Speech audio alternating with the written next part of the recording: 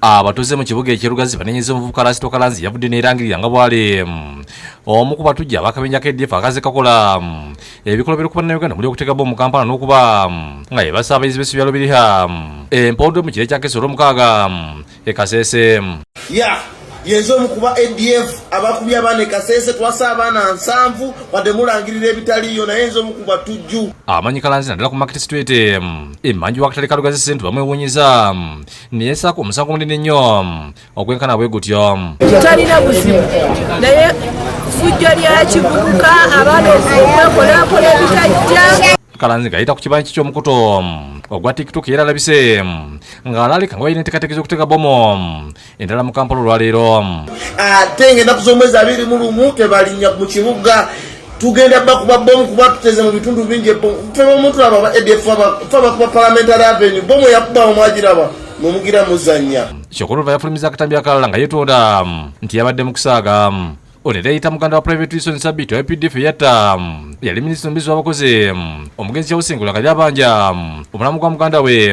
asobola okumuziika ono si mulala abantegeera bamanyi Franka Sabiti muganda wa Wilson Sabiti eyakuba minisita Masasi nze abuuza poliisi omulamu gwa muganda wange mwaguteekawa twagala kuzika muntu waffe olumuyala wako nga kubentana kibooko gye yayite yakitayo nga gavumenti yafa nga alina kyabakoledde kyokka kitaawe gyali mulamu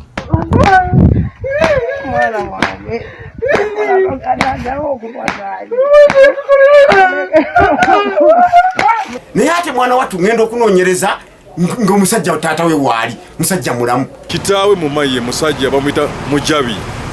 muzeyi Mujabi chairman LC1 atali mu byakwerinda kale omwana yatukoze bubi nnyo genda okukola ogw'okunoonyereza basooke bakwata omulenzi ono bamutwaleko bamukebere omutwe gwe Siraje Sibisi wa boda agambye basikute bafunya amawulire ndi anoonyezebwa avuga boda mu kibuga ekirugazi kyokka bwe balabye ekifaananyi bakisula nsimu naawe wabula nga akola gwakuyiriba ku maduuka gatunda eddagala ebirime ku Market Street kyetusooka okwebaza si wa boda kubanga ffe erinnya lyaffe yabadde alitatanye nga ababoda okweteeka mu tuluba lyabayeekera nti ffe tuli bayeekera aba ADF naffe nga ababoda ffe twali tutidde nnyo batuufu mutwala tebana bukyamu bonna batuufu agamutwala abonerere ate abantu bakyali mu maziga ago nga gojja weewako obujulizi nga bw'oli omuyeekera kakati ddala simanyi mukama bw'agenda kumulamuza ono yenna bunyere gwedde ku baana batukuzibwa bulungi